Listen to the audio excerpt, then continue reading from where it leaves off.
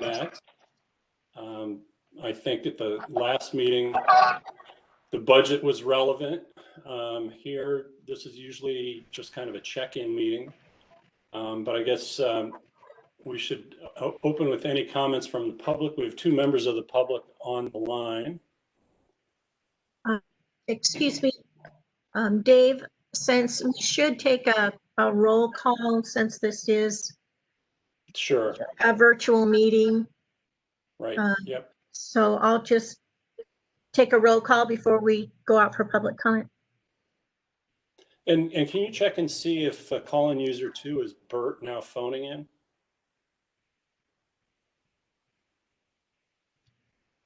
Hello, caller.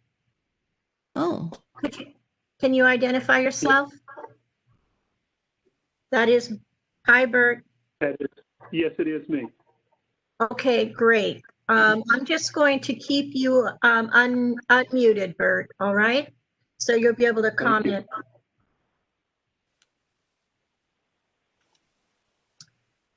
Okay, I will go through the list.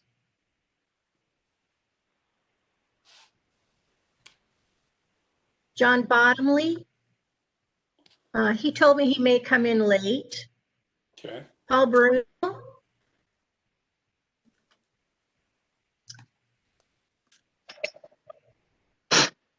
Paul Bruno. Yep, I'm here. Thank you. Jason Campbell. I'm here. Thank you. Scott Dick. Absent. Bert Johnson. Here. Thank you. Karen Paul. here. Thank you. Susan Schiavone. Here. And John Tilley. Here. Thank you. All right. And I didn't hear you mention Patty McCracken, but I do not see her as on. Who you do not see, Dave? Pardon me, Arlene? You said there was some, you didn't see someone listed. Patty McCracken. Patty is, she will not be at the meeting today. Your audio is a bit rough, Arlene. Okay, let me close this. And is this better? No, I'm going to have to mute. Try muting this one. Okay. That's good. Mute Suresh. Okay. Patty McCracken cannot attend the meeting today. Okay, great. Well, welcome everybody for weathering through. I've called this meeting to order. We've done the roll call. I guess we can go out to the public for any comments from the public on any of the items that are not on the agenda. And seeing as how our public consists of our board chair, I'm assuming there's no other public comment. Okay. I can unmute him. Mr. No comment. Thank you. Okay. Great.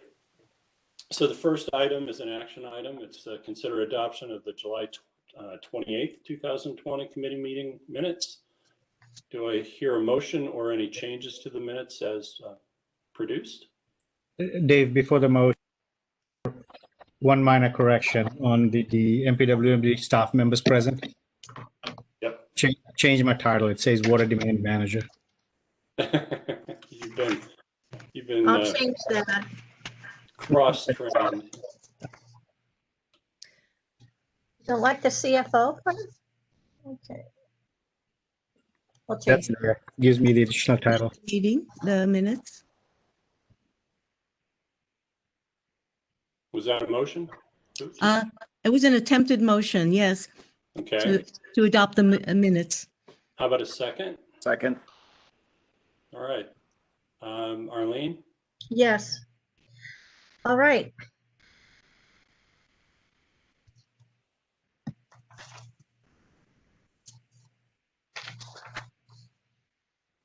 Paul Bruno,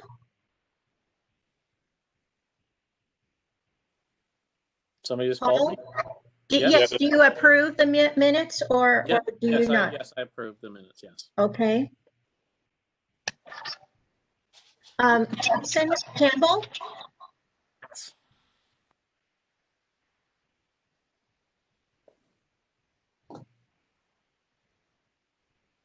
Did you get that? Yes. yes, thank you.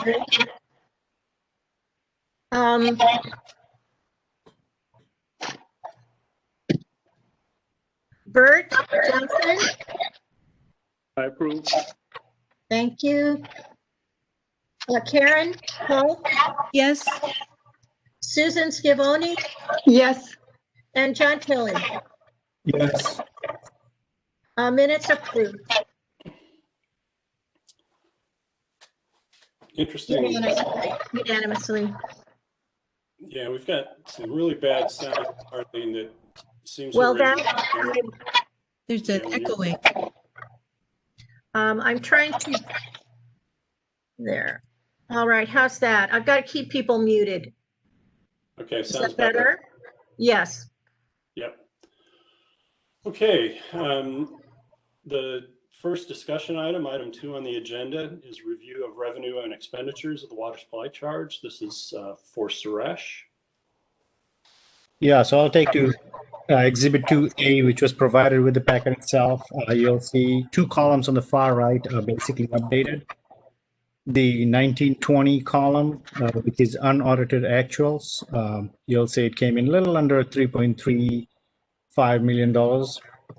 And then the 2021 budget, it's purposely dropped down from our usual 3.4 to $3.3 million.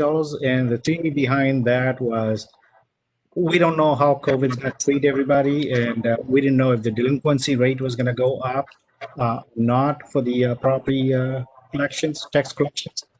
And so we had kind of like reduced our 2021 budget from 3.4 to 3.3. So the first collection is not going to hit us until December.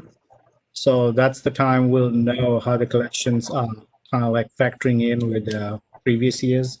And we'll report to the committee if we see a significant change.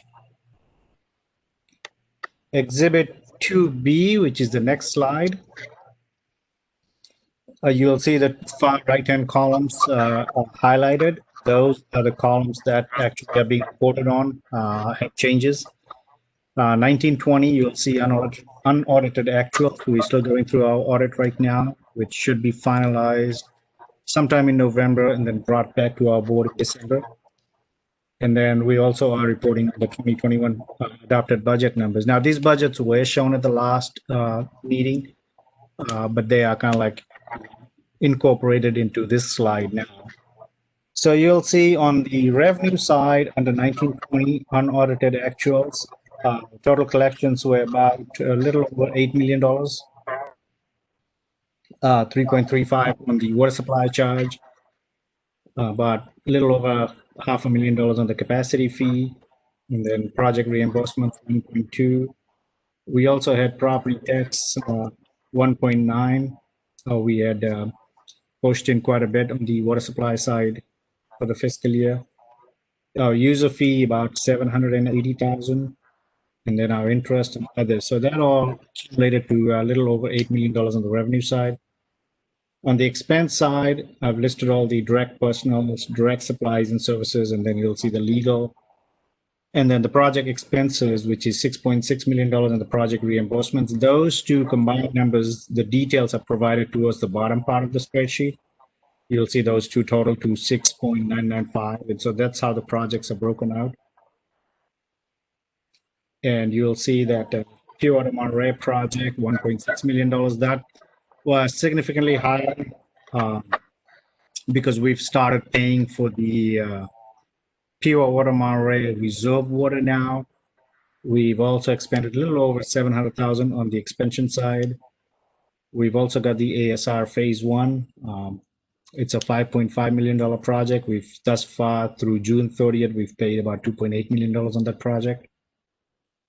And then the reimbursement projects, we've got some little bit on the project on the ASR expansion. There's some minor expenses. Then you'll see Measure J feasibility study, about a little over $250,000. That's the water supply project cost center share. We've also got about $1 million in the reclamation project. This is the project financing we did for the reservoir tank, which is going to get paid back over 2 years.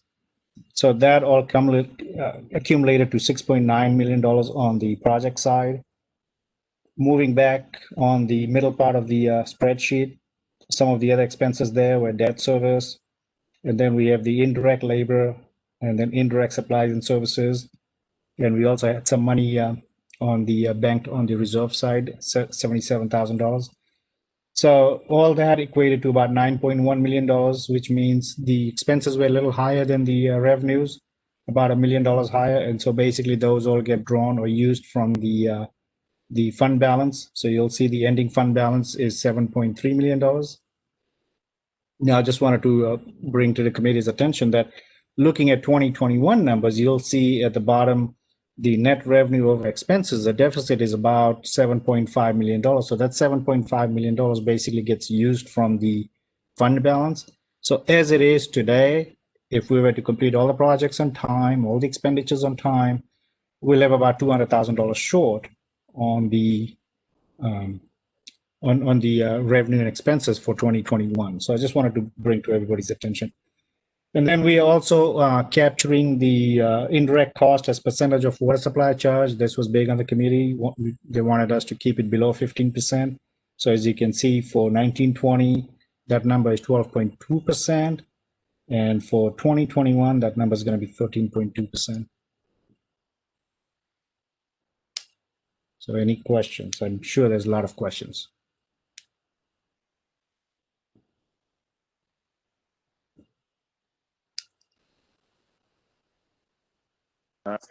I have a question, Suresh. This is Jason. Why was the debt service so low, and can we keep it that way? No, actually, the principal side of the entry hasn't been recognized in there. As soon as the audit entries are finalized, that number is going to be about 220,000 or something. It's a fixed interest loan. I believe it's 3.4% loan. So our debt service is somewhat fairly stabilized, meaning fairly same all throughout the 10 years of debt service that we are going to have on that loan. Okay, so it hasn't been paid yet.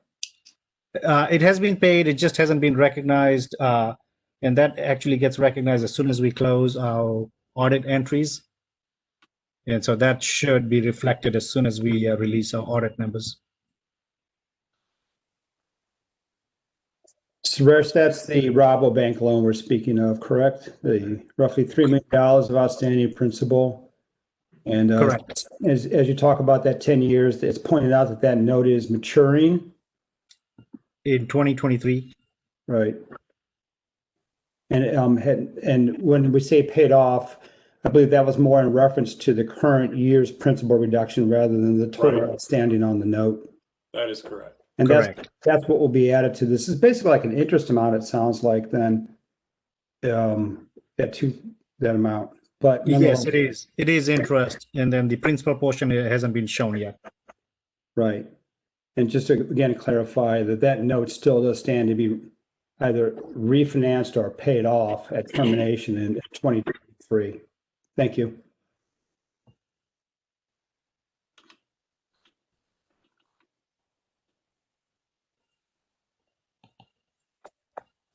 Jason, do you have any more questions on that? No, I don't.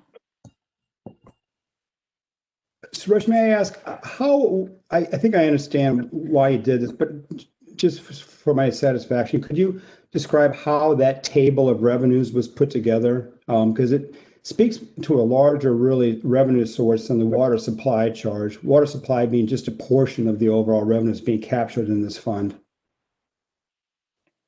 So it's a combination, as you can see, John, it's a combination of all the other revenues. The biggest plug-in revenue for water supply charge is the property tax. what we do is we basically look at the budget cycle for each year as we accumulate all the expenses for the cost centers, and we see where the need is for the property tax, and that's how we kind of like plug it in. So you'll see the biggest chunk, apart from the water supply charge, was close to $2 million from the property tax. The user fee is pretty set. Basically, it's 1.2% of that 8.325% user fee that we collect. And that was basically set by the board years ago when we had the when we had the user fee before the suspension. So that number is always 1.2% of the total collected user fee from the 8.325%. And then the capacity fee, again, that's kind of like a really looking at a crystal ball and just figure out, when we budget, we figure out what the numbers are going to be. We've kind of like gotten of estimating that pretty good. And then as the actual permits get drawn, whatever capacity fee gets collected, that's what gets accounted for in the actual column. So it's really more built up from the expenses, and then you backfill the revenue to match those expenses. Is that appropriate to say? Somewhat using the property tax. I mean, we can't backfill it all the way 100%, but that's because we've got limited resource on the property tax. But sort of like that's what it is. Is this the smallest breakdown of expenses that are applied directly to the water supply charge? Or is there either a separate table or the ability to build a separate table? Yeah, this is it. I mean, this is basically how it's broken out for the water supply cost center. We have 3 cost centers that we operate: the mitigation, conservation, and water supply. And everything that's related to water supply, whether indirect or direct, they all get dumped into the water supply cost center. And this is echoing of what I said in our last meeting. I'd be really interested, and I hope the committee would in general, in looking at these project expenditures and understanding when some of these are falling off in the near term. We would expect that, given what's being said at the district level, that certain of these will be going away. And as these projects really are successfully completed and come online, the expenditures will go away. Is it possible then to start looking at these project expenditures and figure out which ones go away, when, and how to earmark a reduction in the water supply charge to match those reduced expenditures? Yeah, I mean, we can create a column and basically have a timeline if that's what you're looking for. And then basically that's going to give a sense of when some of these projects would somewhat get completed. Now, keep in mind that some of these projects span over multi-fiscal year projects. But generally, I mean, we should have some idea, some gauge, and we could definitely have a column right next to the 2021 adopted budget column. Now, also keep in mind there are some projects that may come up from time to time that may not be shown on the timeline, but at least with the projects listed for the 2021 fiscal year, which being the latest fiscal year, you could have a timeline. Suresh, I'd welcome an opportunity to work with you and anybody else on the staff on that timeline. Thank you. Yeah, and John, also, if you wanted greater detail on the expenses, there is actually broken out detail by fund. We have 3 funds: mitigation, water supply, and conservation. And so in the budget, there's a table of those 3 funds in total, with all the personnel lines broken out, the services and supply lines broken out. And then the project expenditures later in the budget are broken out by each project component. So there's a little finer graded detail that you can get in the budget document. It looks like Suresh hasn't posted the fiscal 2021 budget on the website yet, so it's still available through the June board meeting agenda. So if somebody wanted to take a look at it. Yep. Anyway, just wanted to add that on. I appreciate that, Dave. Thank you so much. Okay, moving along, seeing no more questions, hearing no more questions. Discussion item 3 on the agenda: discuss performance of district user fee to date. This is a nice colorful graphic. that the new year we're in is blue.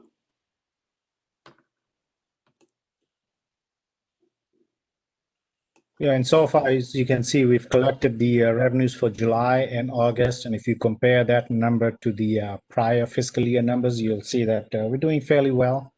Both those months were about 15% higher than the previous year.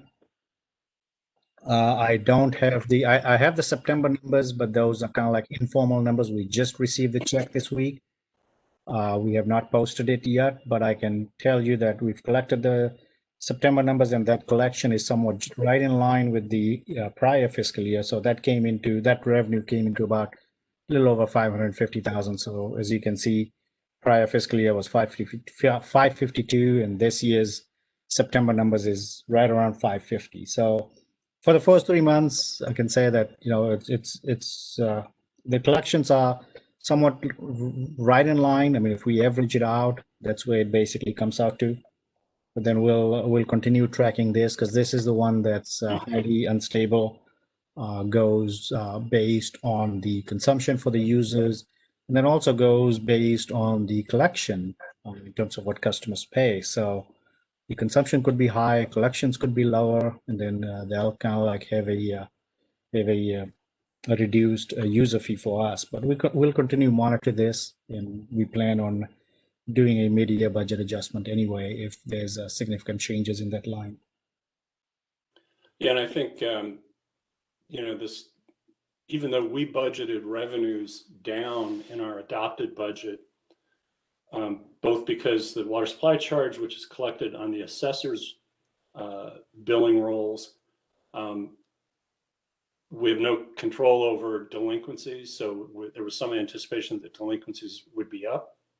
The user fee is collected on the CalAm bill, and many of the utilities are seeing a decline in revenues due to higher uncollectibles. So slow to pay, people who've lost their job due to COVID-19 and what have you. That's not really showing up in this user fee collection, the first two blue bars, which is interesting. So it may be that we conservatively estimated for the budget and we will have a surplus in the user fee. We'll just have to see, or it might dissipate as the months go by. But it does relate to the next agenda item, which is item number 4, if there are no more questions on the performance of the user fee to date. Okay. A quick clarification, please. When Suresh mentioned that sometimes there'd be the discrepancy between water used and the actual collections, is that what you're referring to, Dave? Is people just aren't paying their bills? Is that where? Yeah. Yeah, and the governor adopted certain strategies where the ability of the utilities to shut off service in order to collect a bill it has been waived under the shelter-in-place rules. And the state had actually been moving in that direction anyway, trying to make it harder to shut off service to enforce collection. So when you've got an economic disruption like losing a job and what have you, and you've got the entire state and state officials saying, hey, don't worry about it, these are special times, people are taking advantage of not paying in a timely manner. I think you see it greater at Monterey One Water, that they were very concerned that their collections would be hit. And I think I've heard people say that their uncollectible rate has gone up.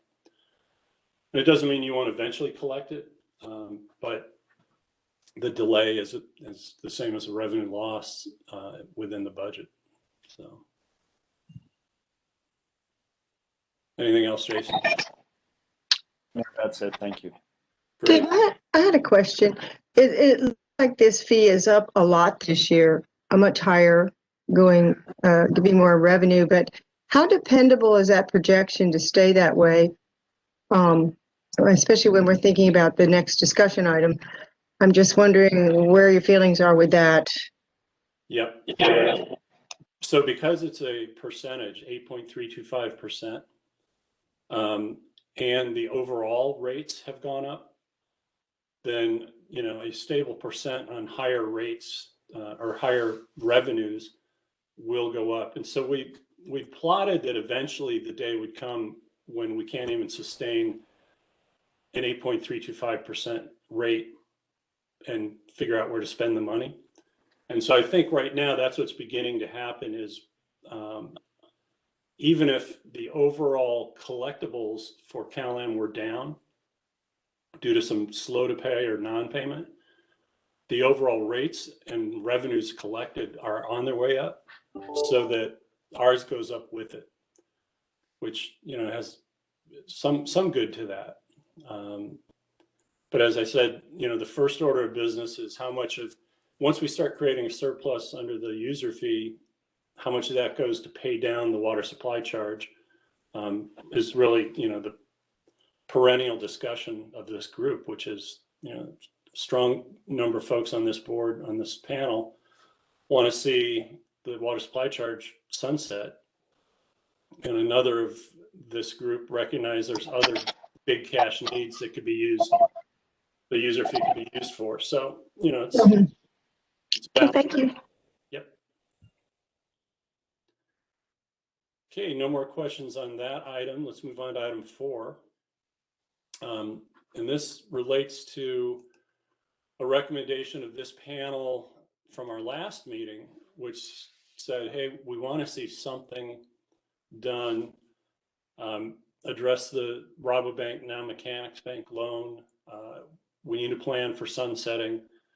And I said, well, the plan was to collect both for 3 years, and we've in as much budgeted expenditure of the water supply charge for the 4th year in a row for water supply projects. However, the board did adopt language at our last board meeting that says, well, the board adopted a policy that if user fee collections in a fiscal year exceed the budget, then the excess will be applied in the following priority, in the following fiscal year budget, in the following priority. First, to prepay the Mechanics Bank loan. Second, to repay reserves used for water supply project costs. And third, when built to a sufficient level to be used to offset and sunset the water supply charge. And there was some confusion in the language because originally it said to be applied in a fund. What we're really trying to say is once we have a stable surplus of the user fee, I mean, obviously, if you do number 1, each year you're just taking a chunk of change and paying down a balance. But to actually sunset a recurring revenue, you want a recurring user fee revenue to offset it. So we want to wait until we see what looks to be a recurring amount that's reliable.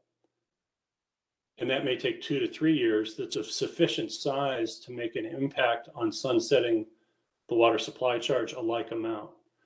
So one of the things we want to avoid is seeing a surplus in 1 year that's just a few $100,000, removing it from the water supply charge the following year, which is an expensive and labor-intensive process to create the data set. So you don't want to do it for small amounts of dollars, especially if in the second ensuing year, you don't have that same amount. And so you have to actually raise the water supply charge because you kind of overshot how much surplus you have from the user fee. So you kind of get to a predictable surplus of the user fee. And then obviously, if you've paid off the Mechanics Bank loan and other things that are kind of one-time uses, then your surplus is going to be that much greater in a subsequent year. So the third priority is to examine how much surplus is reliable before you start sunsetting the water supply charge. But it's progress in the direction of some fiscal responsibility and sunsetting. So just wanted to share that with you. This is Jason. The previous colorful graph, I think, showed that we're into like the 4th year of collecting the user fee again. So Yeah. aren't we getting that data you're talking about? Yeah, we are. The problem is, the staff note I gave to us at our last quarterly meeting, and that I actually gave to the board at this meeting, showed that, and you may recall that when we reinstated the user fee, we got rid of the mitigation surcharge and the conservation surcharge. So that baseline had to cover old expenses. And so through those first 3 years, our surplus, if you will, over and above what the mitigation program and the conservation programs that were covered by that surcharge, were only a few $100,000. And so what we're really looking for now is, will a couple $100,000 grow to a reliable $500,000, $750,000 that you can predict will be there every year over and above the cost of mitigation and cost of conservation, so that it's truly surplus and can be applied. So what we'll probably see this year will be a significant prepayment on the Mechanics Bank loan, which is meaningful. But we won't get to that third priority of sunsetting the water supply charge probably for a couple years, because we're still funding water supply projects, subsidizing them with our reserves from other sources, because the water supply charge is only that 3.4 million a year. I see John Bottomley has joined us late. Hi, John. You control your own microphone, I think. So, so any other questions on this topic? I have one. Yeah.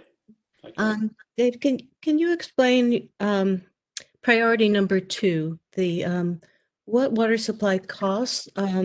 Are we talking about prepaying there, and how much money are we talking about? That's a great question. So if you were to look at back on Suresh's earlier item, excuse me, Exhibit 2B, and you get down into project expenditures.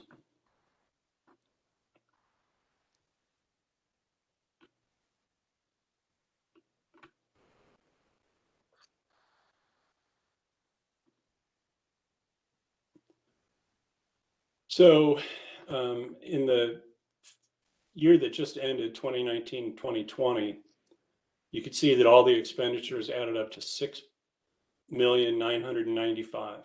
Mm-hmm. And going up as to revenues, you can see that, you know, water supply charge is only $3,355,000. $1,000.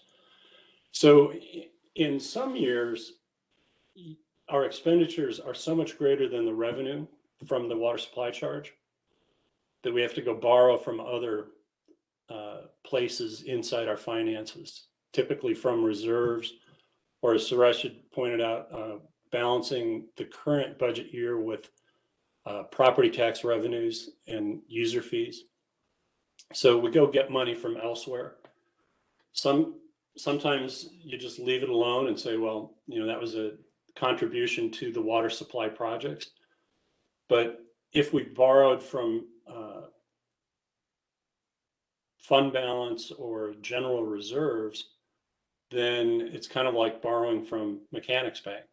You need to repay some of those other pockets of money. So this priority is pay the real bank first. So Mechanics Bank, get that loan out of the way, pay back any other interfund transfers that were used for water supply projects, get that out of the way, and then start taking down the water supply charge itself. Thank you. Sure. Any other questions? And that's why I was saying, you know, to build this timeline so we can start to identify as projects fall off the potential to eliminate the water supply charge commensurate to those reductions in expenses. This really is just a matter of trying to meet the expenses that are occurring and having this additional revenue source available to do so. And once the Yeah, expenses go away, we expect that the need for the revenue would also go away. It's a slippery slope because you see so often in public and private enterprise that once they get used to a certain revenue level, it's hard to back away from it. Yeah, and there's two components to it. I'm still on that same Exhibit 2B. You know, if you go all the way down to the project expenditures section, these are real physical projects which will go away, right? Pure Water Monterey eventually goes away as a capital expenditure. We've still got 3 more years of putting water into the ground for operating reserves, but that has a timeline on it, which is predictable. Expansion, you know, we should know in the next few months whether CalAM's reapplication of the Coastal Commission goes through and it's a desal project, or if folks want to do expansion. ASR, we're actually buttoning up the building right now. So there's one last phase, which is a little less capital intensive, but it'll be the roadway and landscaping and things like that. So you could go down this list and figure out which ones are going away when, which is what John has talked about before. In the middle area, which is, you know, labor and services, there's always going to be a component of that dedicated to the water supply projects, because we've got people that work on ASR, we've got people that work on Pure Water Monterey and so forth. So there's always going to be an allocation of personnel, services, and supplies that will go to that. So we'll have to, you know, look at that. That may be your limit on how much water supply charge you can sunset until the user fee continues to grow, and then can pick up that amount over on its side of the revenues. But those are the types of things John's talking about, is actually just tracking those out.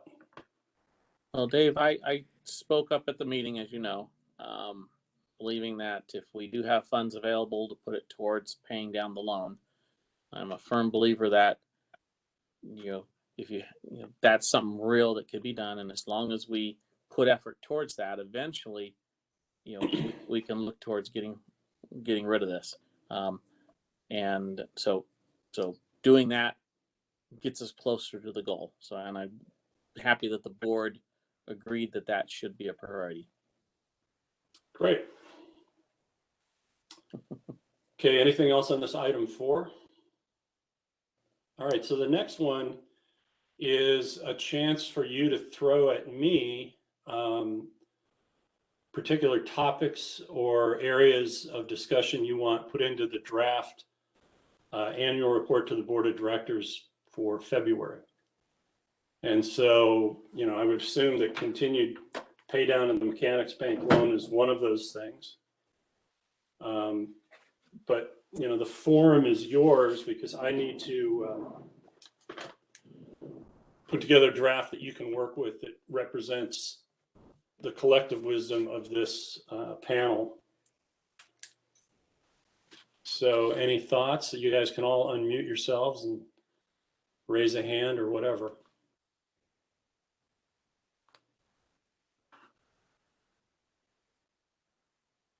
Oh, my screensaver just came up as word of the day, troglodyte. How nice. Thought I should share that with you. So, Paul, let's just. Was that a cue for me to come in and speak? Yeah. What a great segue that. Immediately takes me to Casino Jack. I do strongly believe about the round.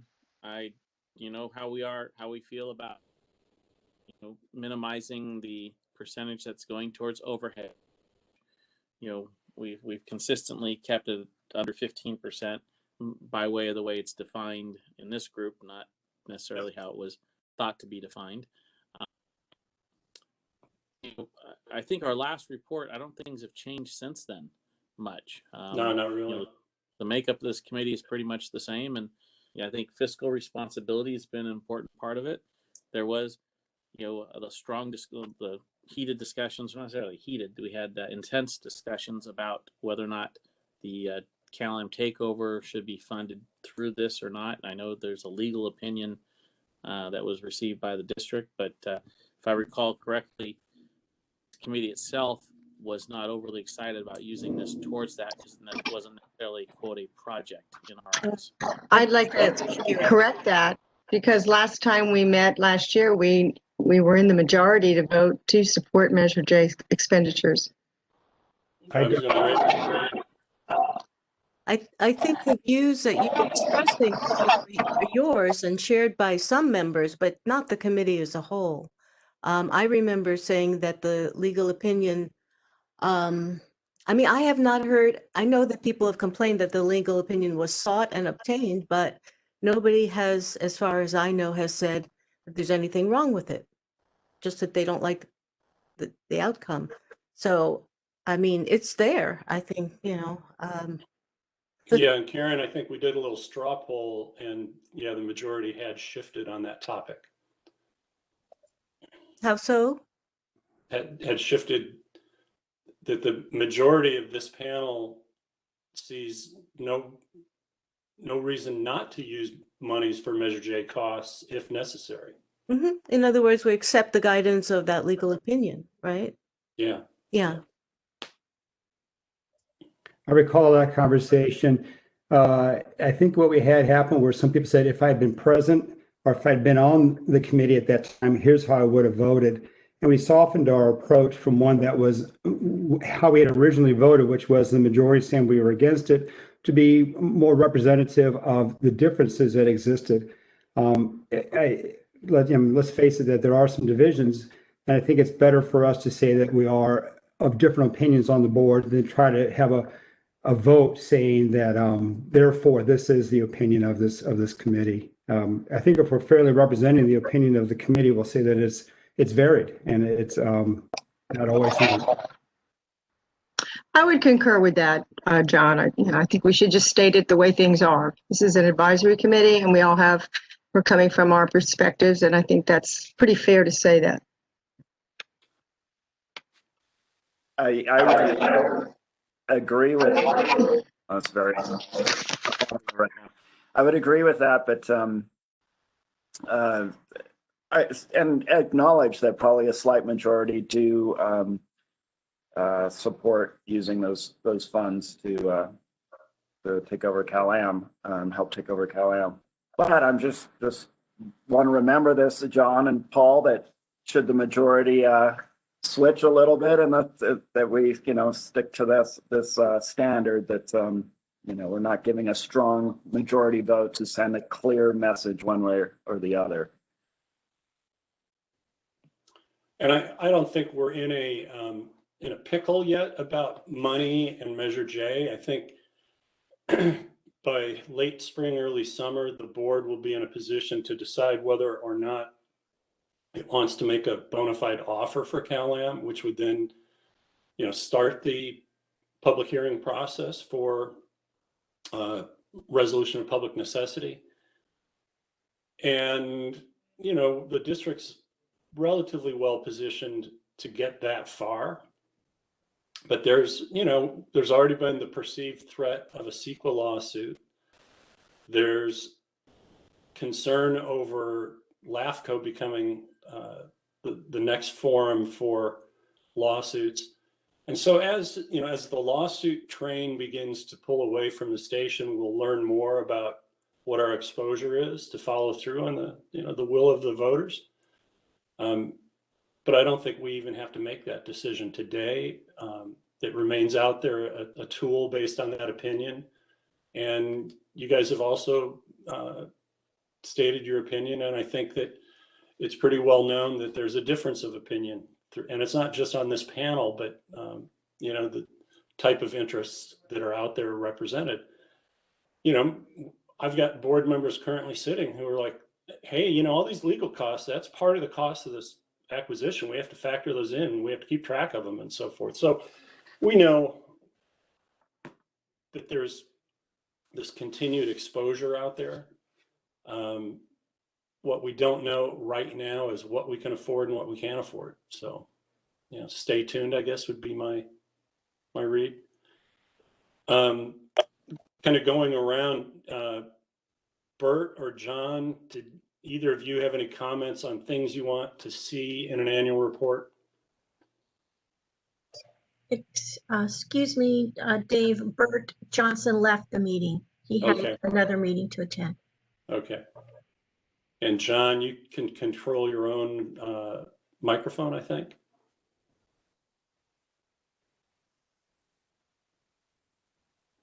There we go. You looking for me? Yeah, John? Or the Yep. Any particular item or issue that you haven't heard yet that you want to see in the annual report from this panel to the board in February? no, nothing comes to mind. Okay, good. I will underline that we do vary in our opinion. Yeah. On Yeah, I hear you. I hear you. for propositions, yeah. Yeah. Karen, did you have anything else to add? I'm thinking about the trend in shutoffs, and what information do we have on more people getting shut off for non-payment, and is this likely to? I know you addressed it somewhat, that it's not so far having much of an effect on the district's collection of revenues, but is there a possibility that, is that something we should keep an eye on?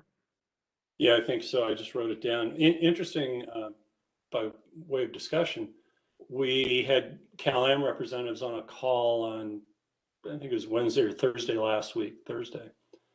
And we asked them this straight up same question. How are you guys doing with delinquencies? Are your revenues up or revenues down? What are you seeing?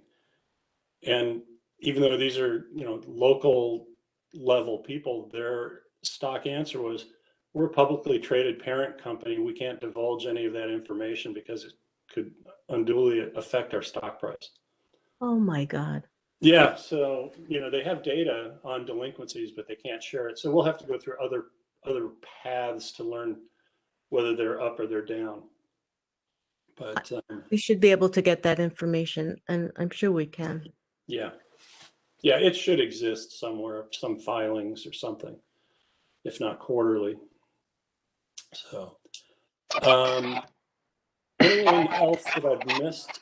Susan, did we have enough from you? Just propose to the committee, I'm not sure if this is something anybody wants to agree to or not, but if we're doing an annual report and we feel that we are supportive of the board's discussion related to the 3 options, we could state that in the report somewhere, that we think that beginning to put aside money if there's a surplus to pay down the mechanics loan, work on the water supply costs, and then to start thinking about that fund. Would that be something that the committee would want to say that we are in agreement with and promote that as a board advisement? So that was one thing. The other thing, I had a question about the mechanics loan. Paying it down, I know there's a balloon payment. How does that work in with all that? And if you're paying it down ahead, is that going to help that balloon payment? Or are you putting money aside for the balloon payment now? I'm just curious how that all works. Yeah, so we tried to budget a full sinking fund so that we'd have 3 budget cycles that would collect enough to prepay it at the end of the 3rd year. Suresh wouldn't let me have all that money, so he dialed it back to $500,000, 500,000 in the current budget, and we needed like 900, I think. So we're building a sinking fund to be in a position to prepay, and then with this adopted policy of the board, and I agree with you that that this panel should, if the majority endorses what the board has done, we should at least say so. But that surplus will be over and above, and so if things do go well this year, we'll make a prepayment. The prepayment, yes, it would affect the total payoff, or the balloon payment that's due at the end of the really 2 3/4 years from now. So yeah, it's a no penalty prepayment, so it should benefit us.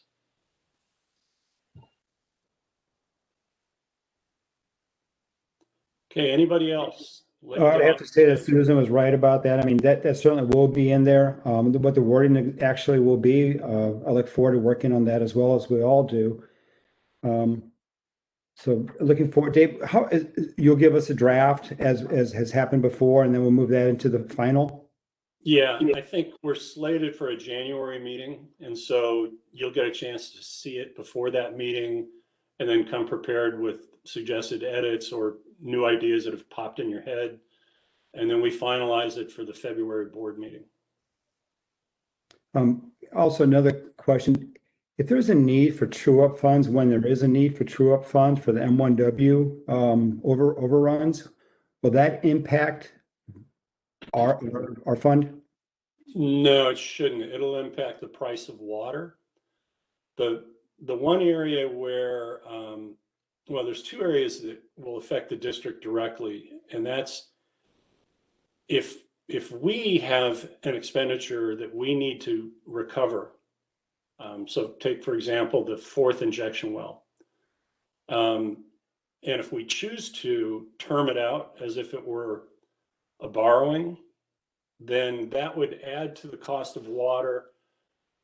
But before we pay Monterey One Water, we'd be paying Monterey One Water a slightly lower amount than CalAm pays us to cover that. That's one way for us to recover it. The other way would be to just say sunk costs are sunk, and the water supply charge that was used out of pocket to cover it is gone. But if we use